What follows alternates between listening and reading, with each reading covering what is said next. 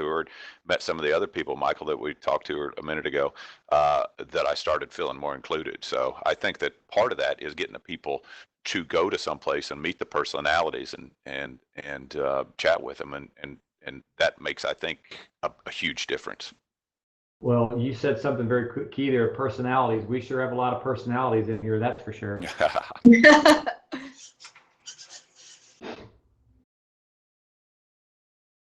I think it's important for us as we're growing our business is that and we're bringing people into the company, that it's not a Ron Popeil set it and forget it kind of thing, that we are engaging, and the more we give back to the people that are providing opportunities for us, the more successful we become.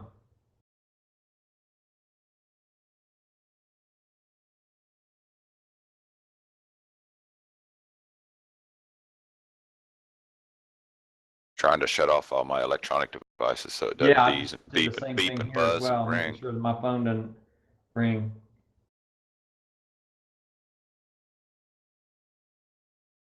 I have the Dukes of Hazzard horn on is my ringtone. Right. And Drew and I had a phone conversation the other day to introduce each other. So good to see you again, Drew. Yeah, I just wanted to reach out and be a part of the whole. I'm having a hard time hearing Drew. Can you guys hear him? I can. Hear me now? I can hear him. I got a Apple mic. That's the problem. Is that better? There you go. I still can't hear him very well, but if you guys can hear him, Drew, just don't ask me any important questions. I won't be able to hear you. I won't.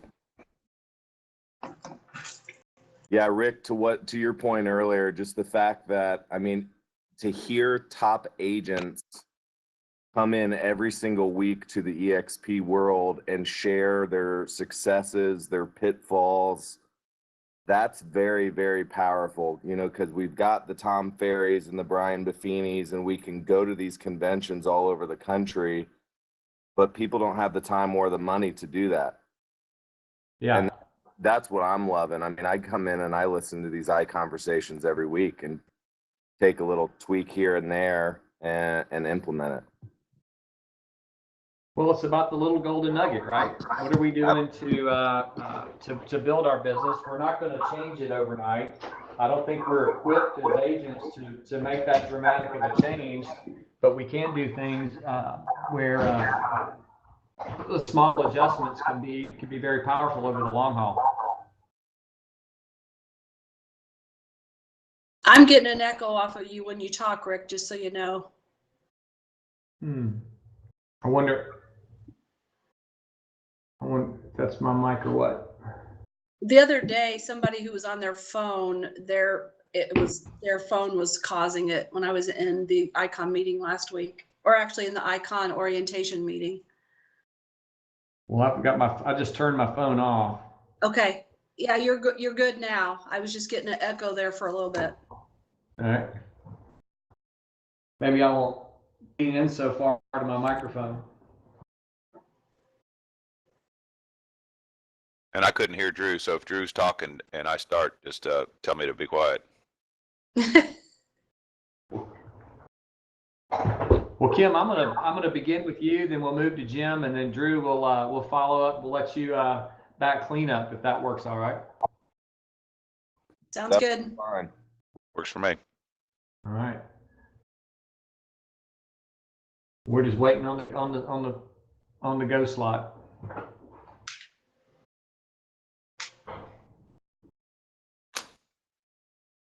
Yeah, you guys are good to go. You ready to get started? Yep, let's do it. All right. Well, for those of you joining in today, my name is Rick Ranis. I'm from the Houston, Texas area. 21 months now into EXP, loving every minute of it. We're on the home stretch of our second ICON award. We were very grateful and appreciative of year one, and so year two should hit the same results. And what an honor it is that we get to celebrate this in a completely different way than any other company out there. So Love to kind of get some things going and introduce our panel today. We've got Kim Carpenter and Jim Pruitt and Drew Schrader from all three from Indiana. They're coming in from the down into the warmth of the auditorium. So hope things are good here. But Kim, I'd like to start off with you. You want to share a little business success and how you built your business? Sure. I am, this is my 22nd year in the business. So started out at Century 21, working with a team here, moved to a larger team at a different Century 21 and worked with them for many years. I will say that's a good way if you're starting in the business. If you can, join up with the team, it's a great way to learn the business and just watch and be involved in their business, but at the same time trying to grow yours. Was very successful for me that way. I've most recently, 4 years ago, this is my son's 4th year, he joined me in 2016, and been great working with my son and bringing him into the business. We call it, say it's a family thing. My mom is still in real estate at the age of 77 and still owns her own brokerage. I'm trying to get her to come to EXP. So I think a lot of my success has just been that I've grew up in small towns, so I never meet a stranger. So I talk to everyone, and I tend to become clients or friends with all of my clients and create relationships with them so they come back to me. 95% of my business is repeats or referrals from those people. So, I'll pick up the phone as I'm driving past their street and just say, hey, I was just thinking about you today, or stop by and pop by. Like the other day, I had one of my clients, I knew it was her birthday, so I stopped and got a sweet treat and dropped it off to her at her office. And just trying to keep them, yourself first in their minds, but also making sure that it's not just all about business, that, you treat them as a person. And I think it comes back to you over and over again.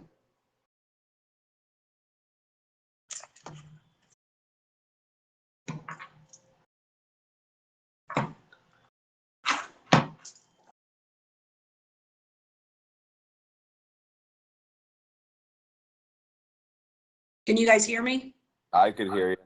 Yeah, Jim, I'm do you sorry, wanna just- my mic got turned off. So that's I think repeat and referral business is always amazing. Are you doing anything special from a marketing and advertising balance to stay in front of those guys? We do consistent touches to all of our sphere and all of our past clients.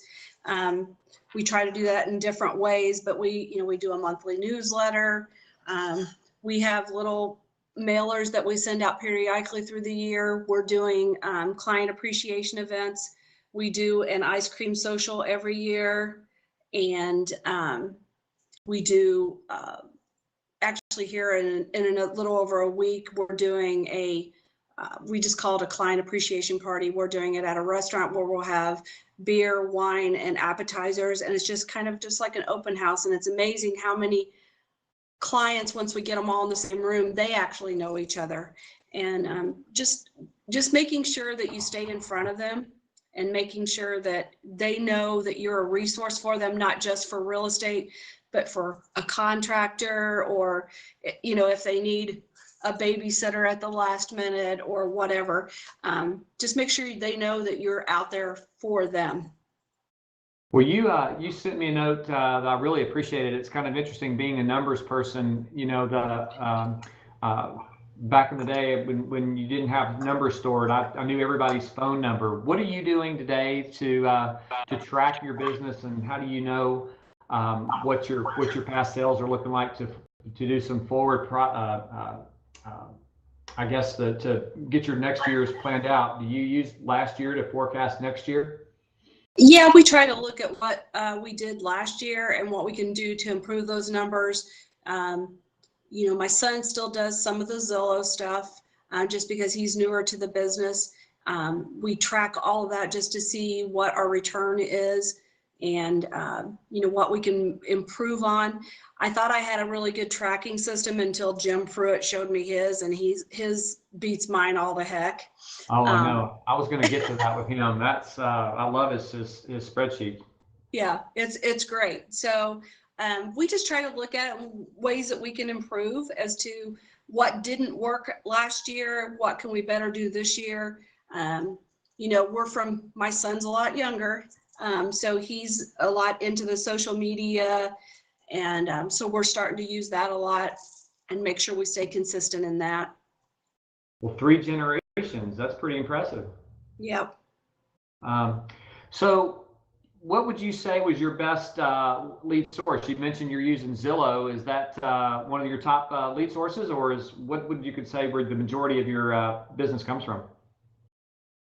Like I said a little bit ago, most of mine is repeats and referrals.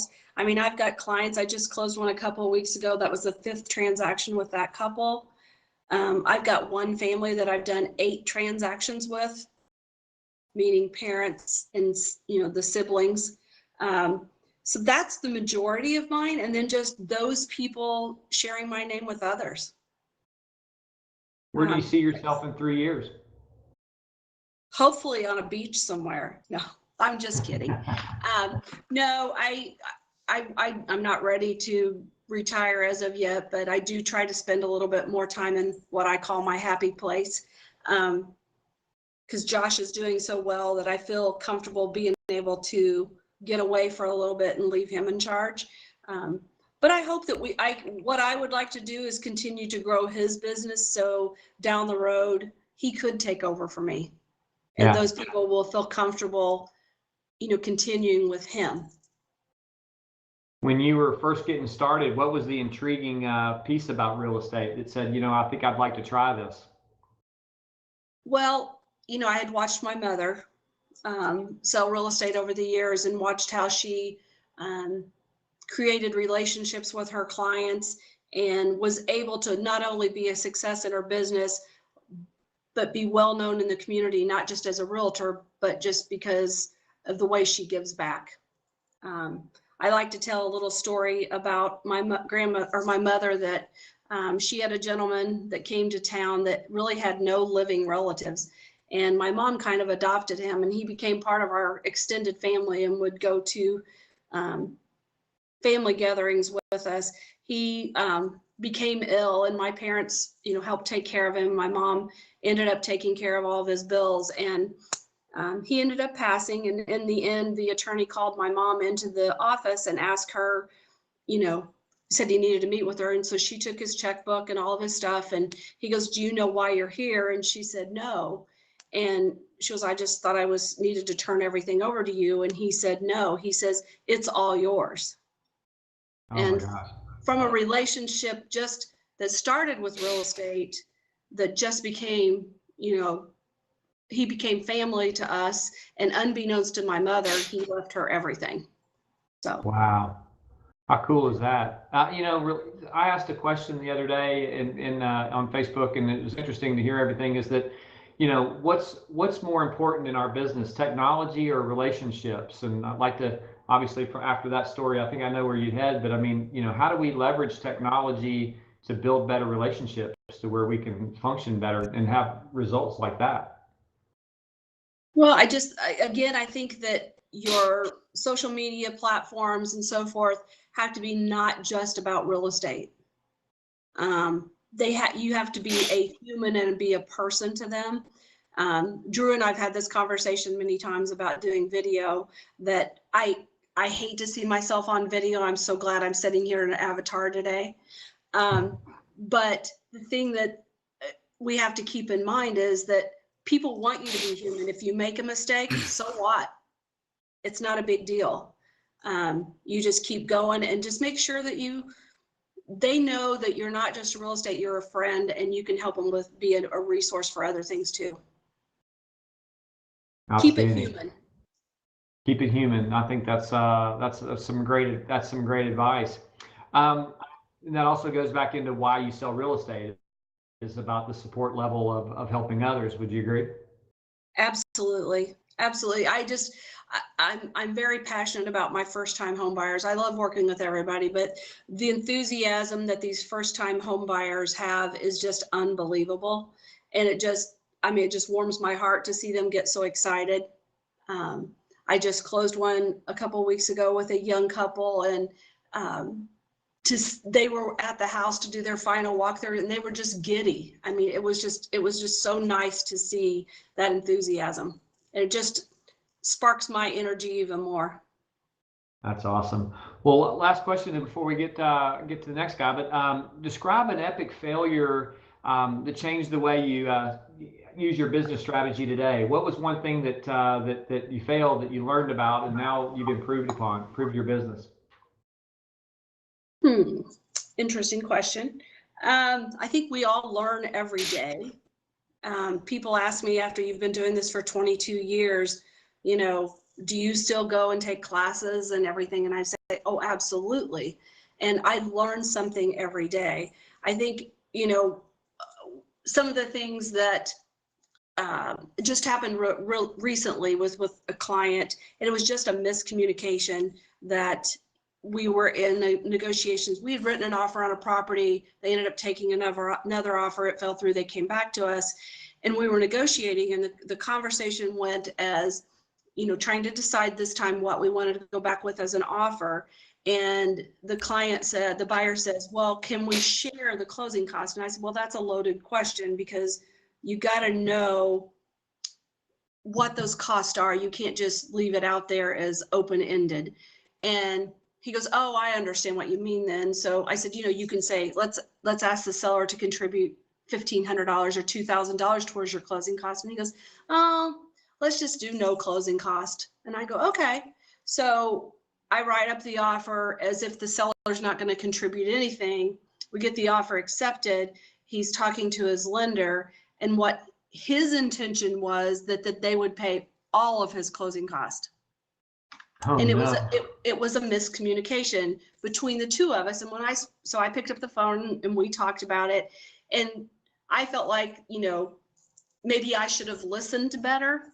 So my offer to him was, how about if I reduce my commission by a certain amount and then allow that seller then to contribute that towards your closing cost, just because maybe I should have learned better. So that's a lesson learned.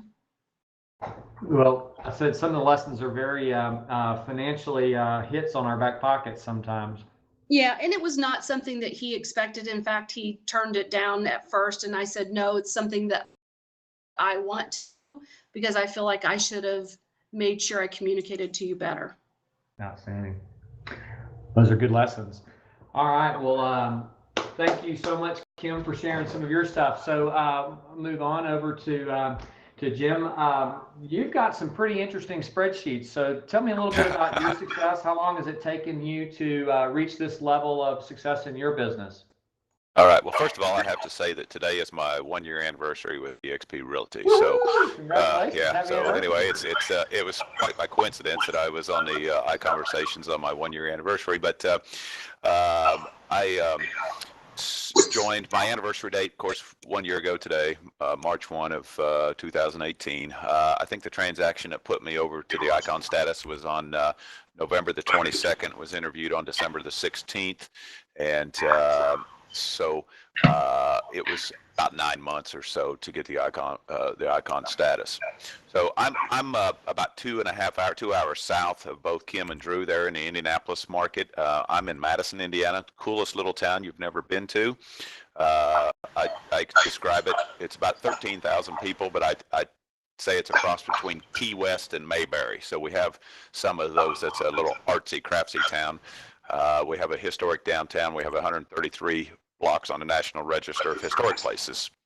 So I'm in a small community where I'm fairly well known. I've sold real estate full time since 1992. Jumped in full time at that time with no safety net. So I had to either make it or fake it till you make it anyway. But I think a lot of my success is being in a small community and knowing everybody. And my wife won't take me to the grocery store because it takes her 3 times as long to shop.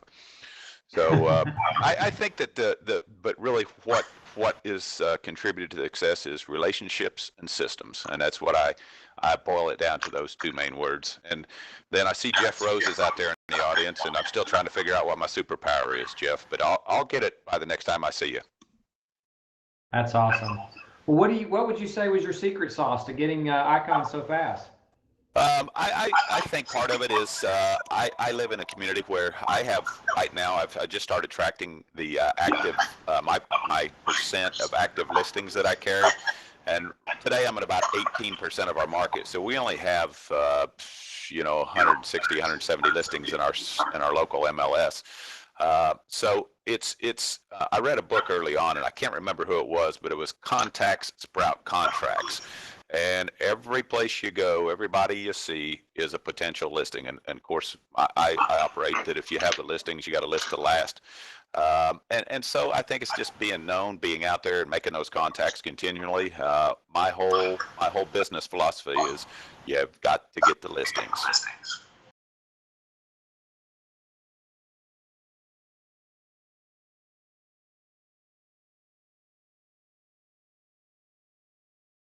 Are you there, Rick? He keeps turning my mic off. So what is your market share in your community now?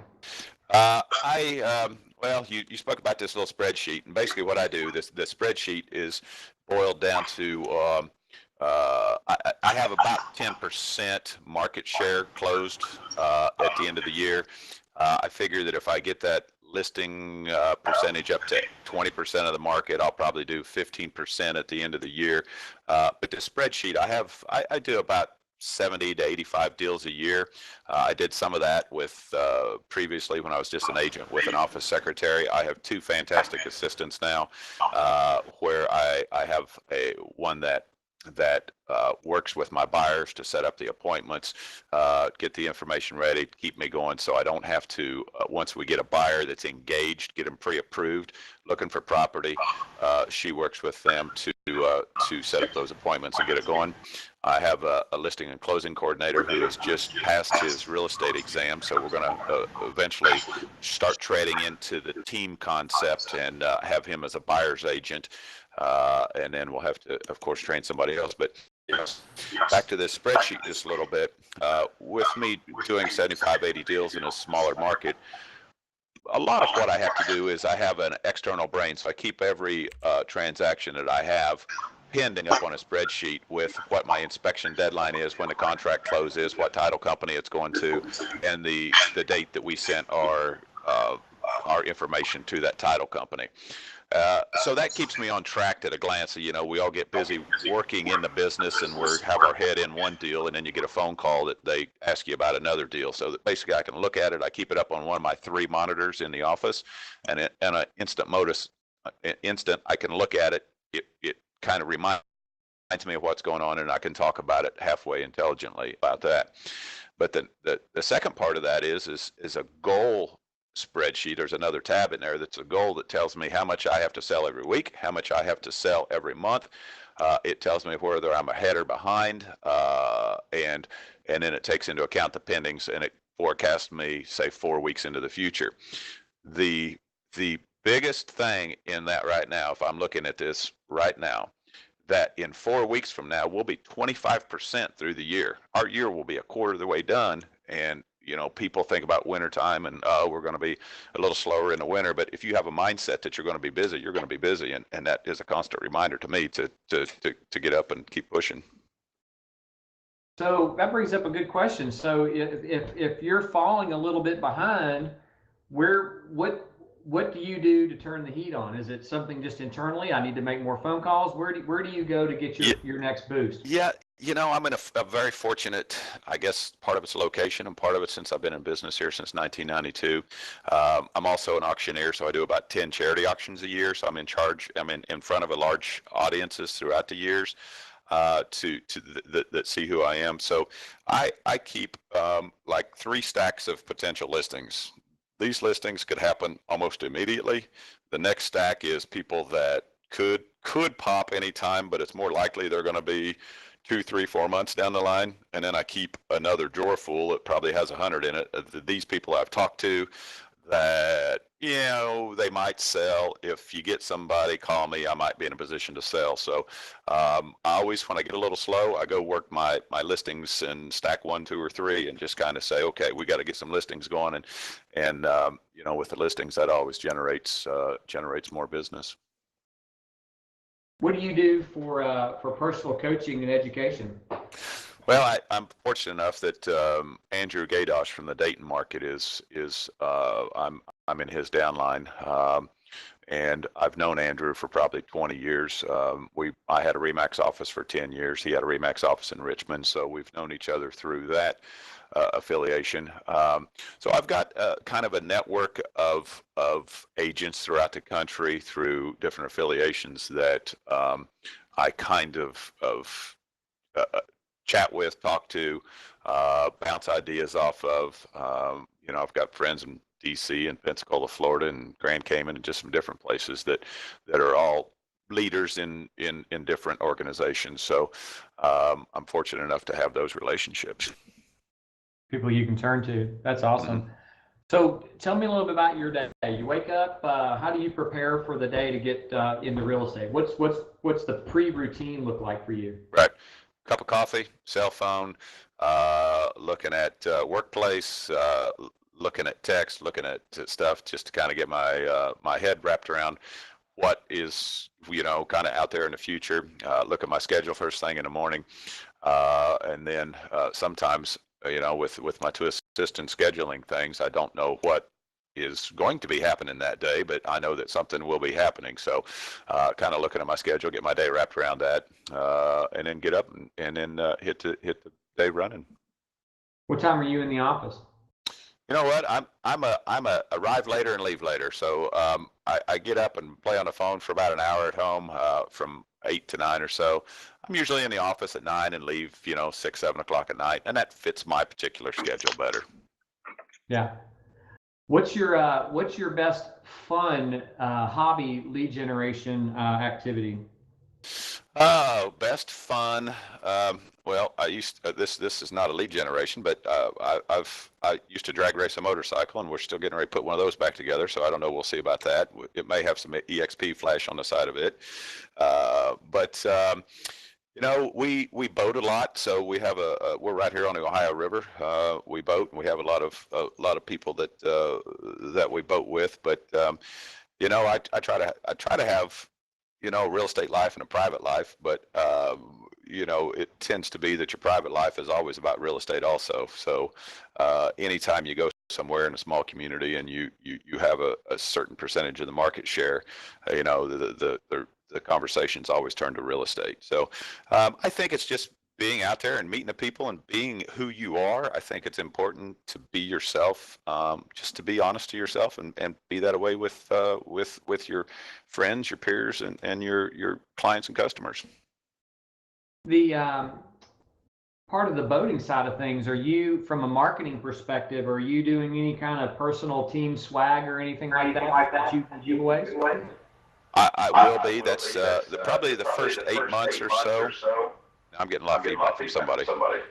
The first 8 months or so in the EXP, I was just concentrating on, I had to physically move locations. So I was in an office, move locations, hiring people, getting computers set up, getting the office set up, remodeled, and I do have a bricks and mortar, and that's required. It's a requirement in my small community. People want to drop in and see me.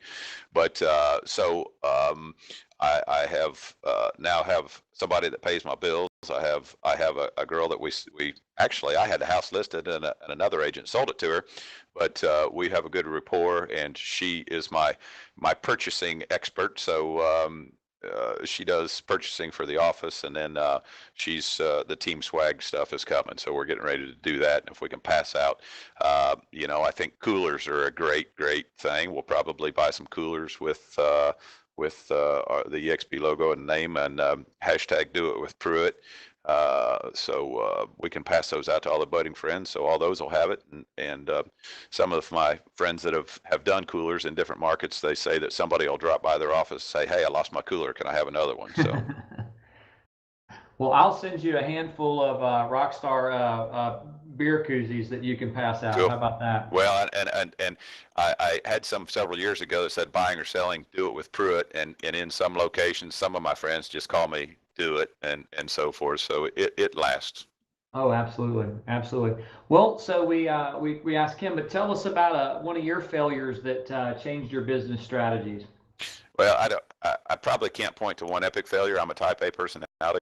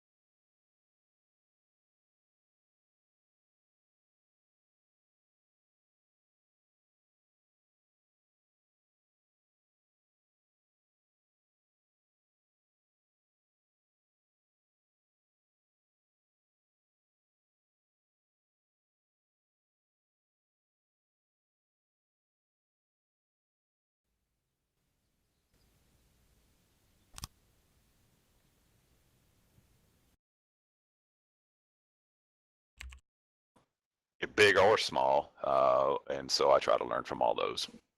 Well, I'm sure that it's happened to all of us. You're on a listing appointment and you think it's a slam dunk, and you walk away from it, and the next thing you know, you get the phone call that says they chose somebody else. How did you take that? You know what? You know what's going to happen, and you just have to reflect and say, okay, what could I have done differently that would have given me the opportunity to be the listing agent on this one here? And you know, a lot of the times it's that those type of failures happen when you are extremely busy, and it's how could I have carved out the time to make that person feel like that they're my only client right now. You know, and people, I think that sellers, you know, they like to feel like that you're engaged with them, and it's how do you do multiple engagements with multiple listings to make them all feel like that they're special. How do you respond to somebody when they ask from a commission perspective, you know, hey, would you list it for a lower value? What's your response? Well, one of the things I say very early in a listing appointment is, with your permission, I'm going to be blatantly honest with you. So I think it opens the door to say, you know, what's maybe the house needs different updates and so forth. But there's a couple, you know, everybody has little canned responses that if I were to lower my commission today, you know, this quickly in the conversation, how hard am I going to work to get top dollar out of your property? Not to say that if we get close with a buyer, that we can't talk about me maybe making some concession on the commission at that point to try to put the deal together, but that's very, very late in the equation. So I have, you know, what I've done is a lot of times if people are very, very insistent, instead of going from, in our market is 6, and a lot of people want us to go to 5.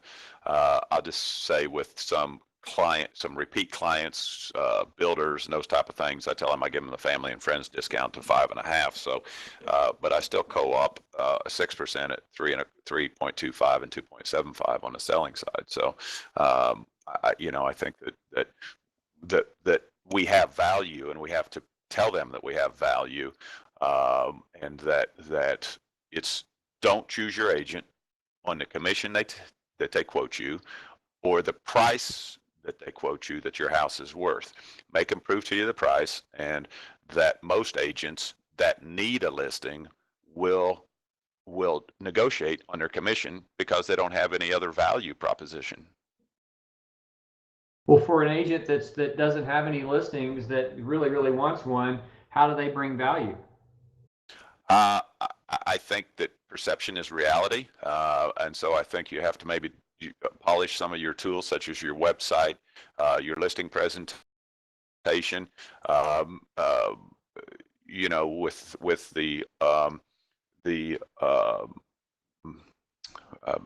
where you have the listings on your of all your competitors on your website, show them here. I can show any of these listings, or these people can call me to show any of these listings. So I think that education and and being educated shows that value to them. And I think you just keep taking the knocks until you get the listings and get more listings and get more listings. So I think you just have to keep making those contacts, keep making those contacts repeatedly, and you're going to get the listings eventually.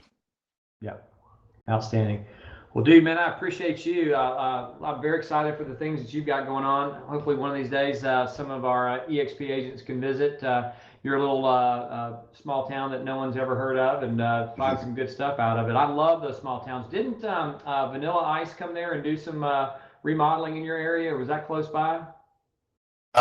That seems vaguely familiar. Yes, I think, was that in New Albany or something? I'm not sure where it was. I believe it was in New Albany. I think it was pretty close, but I'm not I sure thought it exactly where was. that We did was. some Yeah. Amish stuff over there. I'm from your era. That Vanilla Ice was one of my heroes back in the day. So never could dance like him, but I sure tried. Anyway, well, Drew, hey, welcome to ICONversations. Love to learn a little bit about you. What got you to be an Icon? Well, yeah, thanks for having me on the show today, Rick. I am a 15-year real estate veteran. Was with the same company for 15 years. The brand actually changed 3 different times, but I had the same office. And I kind of always believed the agent's the brand. So I probably help 50 to 75 families every year for as long as I can remember, and it's all 100% referral based. So I'm not buying leads, or you're not going to see a billboard of Drew Schrader. I know you probably would like to see that, but it's more back on the clients. I'm not trying to shine this, step into the spotlight. I'm trying to shine it on other people. And that's kind of how I've built it. It's a big work-life balance as well. I'm lucky to have 3 siblings. My wife has 2 siblings and both sets of grandparents. We all live within 15 minutes of each other. So we're going to church every Sunday. We're seeing the cousins. I've got 3 kids, 6, 4, and 2. So it's all about family with me. And I work a lot, absolutely, but I schedule family stuff first. I make sure I'm always on the same page with my wife. And everything kind of just takes care of itself from that regard. Well, cool. So a lot of years into this, I bet your schedule looks pretty consistent. So what's your pre-routine, and how does your day look? Yeah, so I'm an early riser. Get up at 5 or 6 a.m. and hop on the treadmill. It's my goal in 2019 to complete 2 miles every day. I've done it every day since November 1st. Some of it's running, some of it's walking, but it just kind of gets me in that planning stage where I can plan out the day. I will take a cup of coffee and walk on the treadmill and drink the coffee. It burns my mouth sometimes, but then I'm wishing people a happy birthday. That's an easy thing that doesn't cost anybody money. And I'm not just writing on people's Facebook walls. Like yesterday, it was Gilbert Godfrey, Jason Aldean, the country singer, and one of my clients' birthdays. So then I sent her and her husband a text, and it turned into a crazy long, hilarious conversation. And, just being present and letting them know that I care, and just I always like saying, like, it's not the thought that counts, it's the thoughtful thought that counts. So if you can just take these relationships and just try to deepen them, and it's a lot of what Jim and Kim have been talking about already today. So what trumps? Is it relationships or technology? Oh, relationships. I mean, no matter how technical the world's going to get, relationships opportunities happen through people. So I would like to get my KV core up, but I've just got a simple Excel spreadsheet. I actually switched to Google Sheets because I can edit it from my phone. But I just got a list of, when someone calls me and says, "Hey, my brother's going to call you," I'm not just waiting for that brother to call me. I say, hey, would you mind? I want to just, get you out of this. Could you send a text, group text, just so I've got his number, and then I got to take it and run with it, because the referral source, they're done after they kind of tell you that one time. So it's interesting when you start looking at how deep you dive in those relationships. Do you have a specific, you do birthdays, you're following this procedure. How many people do you want to reach on a daily basis? yeah, I mean, there isn't really a number. It's not a tracking thing. It's just up every day and working hard and try to, there's really no secret sauce. I mean, if you were gonna ask me that question, I was gonna say Heinz 57 and that I put ketchup on everything. But yeah, it's just the only thing I think you can control in this crazy business is your attitude and your effort. So making sure you have a positive mindset at all times. Your clients are looking at you as the professional. So there's your attitude right there. You just gotta remain positive and look at the bright side of everything, and not, you know, think about these doomsday scenarios and, oh my gosh, what if the appraisal doesn't come through? Well, we'll deal with the appraisal when we have to deal with the appraisal. And then it's just a consistent effort. I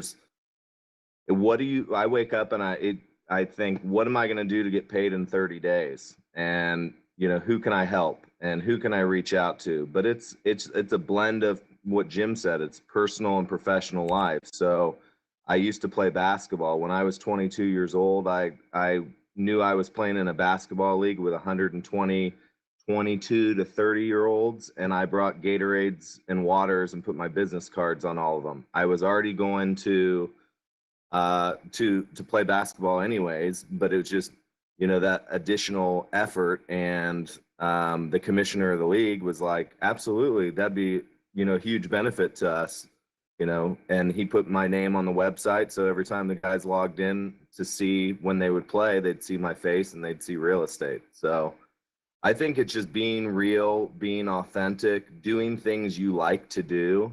I'm not going to call on for sale by owners. I'm not going to call expired listings. I know people have built businesses, great businesses on that stuff. But it's just kind of be you and, focus on the strengths. Now there's some things that I don't like to do. I don't like to write property descriptions and remarks, and there's only so many peaceful pond settings and lush landscaping and all that. So I have an admin now, a client care coordinator, Donna, who joined me in September when I attracted a top Remax agent over to EXP. So like I said earlier, I've got kids 6'4" and 2, so we share an office, brick and mortar, and share an assistant. So she's helped with kind of complementing my strengths, but also compensating for weaknesses.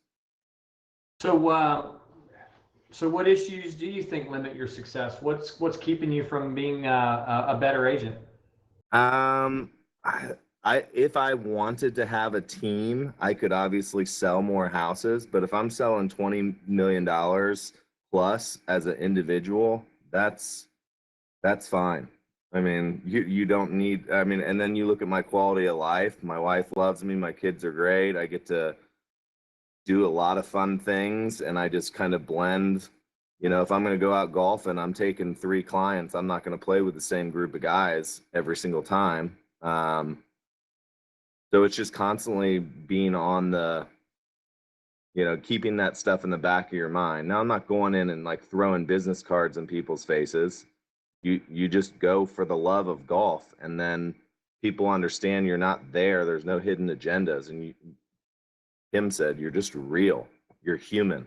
So I'll do client appreciation events quarterly. So I'll rent out a Sky Zone because I've got 3 kids. I'll rent out a Sky Zone and have just Drew Schrader clients there, and there's 300 people there, and that's a one-to-many marketing that I'm providing an experience for them. I've done I burn 500 to 600 Christmas CDs every year. Not me singing on it, but I take the latest Christmas songs, Straight No Chaser, Rod Stewart, Justin Bieber, NSYNC, whoever is. It's not Mannheim Steamroller where there's no words. It's good upbeat music.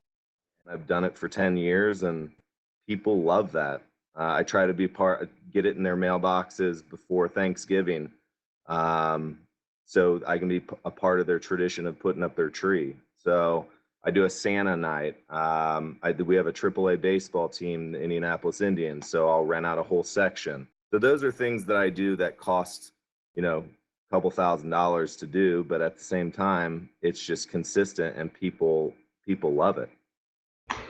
So would you rather spend money on your database or an internet lead? Oh, database. I would rather spend money on my clients, period. Like I'm a coupon guy. I don't go to DSW or Dick's Sporting Goods without my coupons, because I believe it's, not how much money you can make, it's how much money you can keep. So my wife, it drives her crazy, but hey, I'm like, hey, we got a good offense, Lindsay. We got to have a better defense. We're bringing in good money, but and that's what realtors as a whole is. We make these big commissions, and it's just so hard not to go out and buy a new car. There's going to be months where you have 5 closings and 0 closings, and that's probably the biggest. You talk about epic failure. I saw an agent at one of my past brokerages. He sold the biggest transaction in Indianapolis and went out and bought a Mercedes and an Infiniti and laptops for everybody, a big corner office, and now the guy's struggling completely. I just feel like I told Alex Montagano, he's the guy I share an office with. He's actually an ICON agent this month. It should be announced soon. I don't know if I should say that officially, but all right, congratulations. Yeah. So, but I tell him, I'm like, Alex, you can live like a king for a year, or you can live like a prince forever. So I always call him Prince Alex, and he loves it. That's awesome. Well, we'll go real quick. I want to ask each of you guys. Kim, I'll start with you if you're still available. What does it mean to be an icon? Well, first of all, I think it's an honor to be recognized this way. I have worked at other brokerages, and I was very successful there and was a top agent at theirs, but I just feel like it's a way for us to give back and give back what we've gotten over all these years. I've gotten involved in the mentoring program. I've got some mentees I'm working with. I also am on the vetting committee, and I just vetted Alex Montagano and several others for the icons in February. That was one of my favorite things, because I got to speak with them one-on-one and got to learn from them what they do in their business and also what it means to them. So it's just exciting for me to see that we're rewarded for the hard work that we put in, and that our company also trusts us to reach out to these other agents and share our knowledge, and in any way we can do that to help them and better their lives and make them a success too, because the more of us there are, the better. So I want everybody out there in the audience, if you aren't an icon, you can be. That's awesome. Jim, how about you, sir? What does it mean to be an icon? Well, I'm still figuring out all of that, but it's quite an honor to be associated with some of the icon agents that I've met, and went to the first mastermind, the icon group down in Tampa, and meet a lot of those people. And I'm still trying to figure all that out, but it's nice to have the recognition for achievement. But along with that, just like Kim says, is giving back to our fellow agents, helping them how we can. Been reading some of the comments here, and it looks like a couple people have requested maybe to get a copy of the spreadsheet that I came up with. And if you want to email me, I'll say either the email I use most of the time is jimpruitt@jimpruitt.com or jim.pruitt@exprealty.com. It may take us a few days to get that out to you. My sister's kind of a spreadsheet queen. She's going to come in April, and we're going to try to work on it a little bit more to lock up a bunch of cells so people that aren't Excel experts can't mess it up. And I'm sure that there's a lot of people out there that know a lot more about Excel than I do that could take it and make it even a better sheet. So, but I wanted to shout out to Ronnie Tassani's out there too. She's my gal from Rhode Island. So if anybody has any referrals for Rhode Island, Ronnie Tassani's your guy, and she's or the gal. She's our gal. She's my sweetheart. So we love Ronnie, and so if you don't know Ronnie yet, reach out to Ronnie and follow her on Workplace, and show her some love. I know there's more than 10 people that live in Rhode Island, but that's the way we think of it. Outstanding. So Drew, we'll ask you, and then we'll open up some questions real quick. What does it mean to be an icon for you? It's an honor, just like they said. I like the impact that we can have as icons. I mean, I get more fulfillment out of helping another agent through a late night multiple offer situation than I probably do getting through it myself. There's just something about helping others and kind of having that go-giver instead of go-getter personality, and just give your time, because there's been so many people that have helped us get to where we're at, where it's now finally our chance to give back, to other agents. Outstanding. Very good. Well, it's for me, it's one of those things that you just you really take it to another level. It's like, what can I do to give back? How do I share the level of knowledge that I've had in my 15 years of being in real estate? And wouldn't it be great if everyone in our company had that on their dashboard, is that was their goal, that for all of us to be able to become winners like that. That's just, this company is so impressive that way, that we have this opportunity, this golden opportunity to give back. So pretty impressive. All right. Anybody have any questions for this power group up here?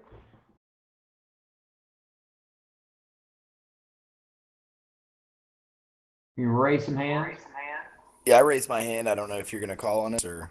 Yeah, just fire away. I don't really know how to. If you got something, fire away. Perfect. Very impressive. A lot of that stuff I've been doing. So big shout out to everybody that kind of puts the cherry on top of some of the stuff. So thank you.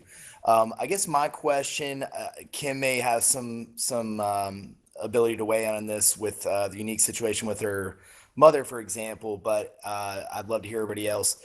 With regard to attraction, I've been in the business for about 4 years in a couple states with some pretty notable brokers.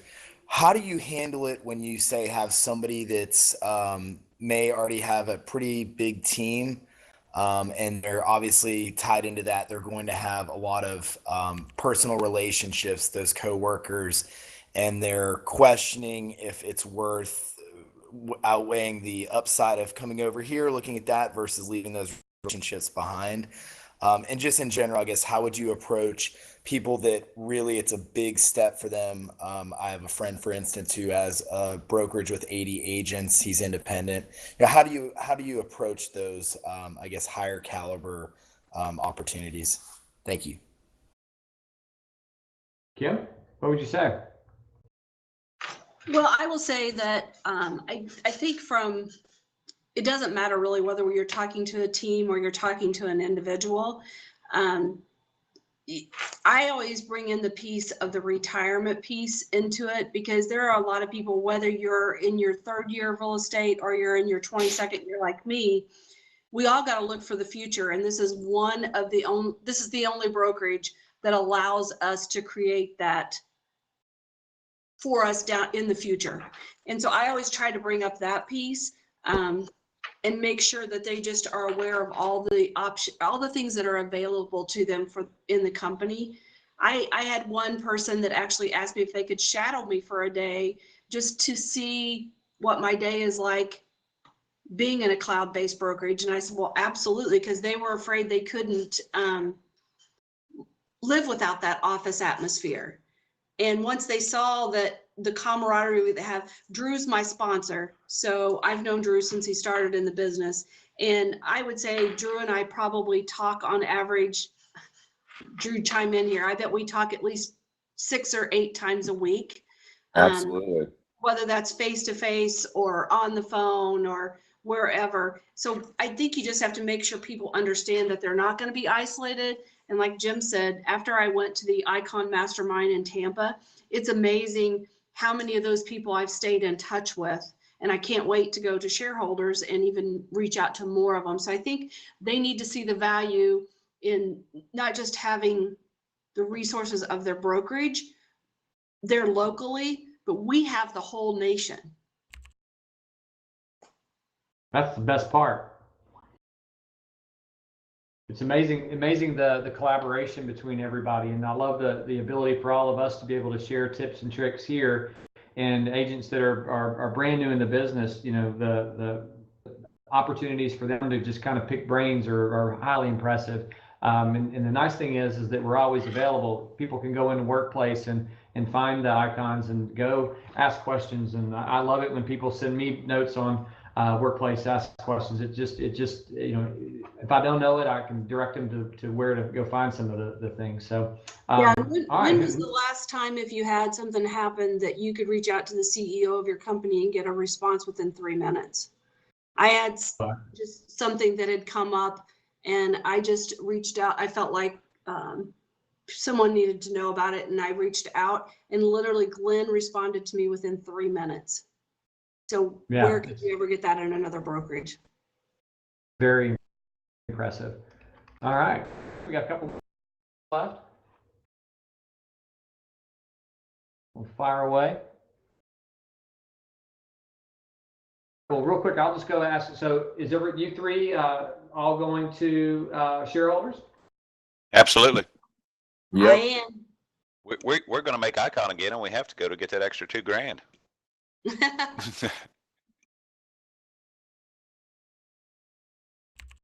And I think they just announced the, I don't know if this is for public, the next Icon Mastermind group. I think that was just announced, wasn't it? It was announced yesterday. It's going to be Austin, Texas. They don't have a date yet, but it's late summer. Right. And then I think the convention, is that in Vegas this year? Yes. Right. Look forward to seeing everybody at those places.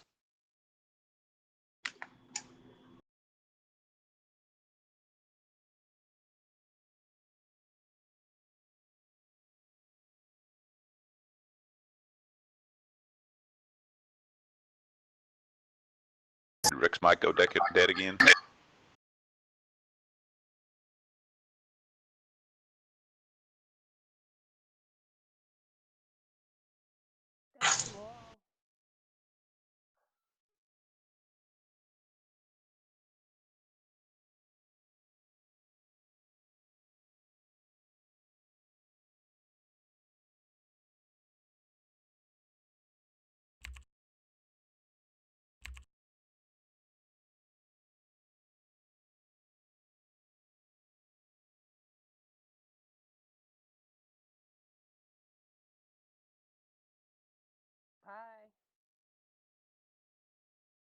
I guess if somebody has a question, they can speak up. I don't know if Rick's mic went dead again or what. Looks like everybody's leaving.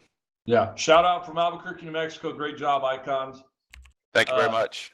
Thank Jeff you. Rose, Albuquerque. Hey, we're working on an EXP excursion after the Vegas event too, for those who want to come to the Hot Air Balloon Festival. So we'll have details on that as well. So it's great, all the Icon opportunities that are available this year and all the new Icons we can welcome to the family.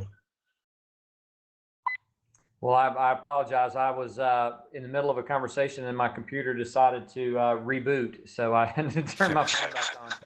So, Technology is great when it works. So relationships trump technology, right? So this is why you never know when technology will fail. So, well, I am very grateful for all three of you guys. I really appreciate the opportunity to come and hang out and have my first opportunity as a moderator. I've got a ton of notes here that I've taken for our business and things we're going to share with our team as well. So thank you three. Thank you everybody that's here and visited with us today.